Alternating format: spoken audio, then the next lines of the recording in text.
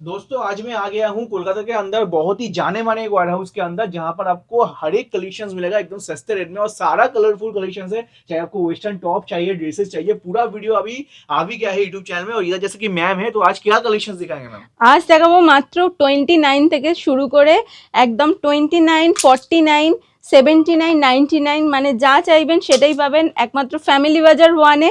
শুধু তাই নয়, শুধু টপ নয়, টপের সাথে সাথে প্যান্টস, ড্রেস, বিভিন্ন ধরনের ড্রেস পেয়ে যাবেন মাত্র 149 টাকা থেকে শুরু করে।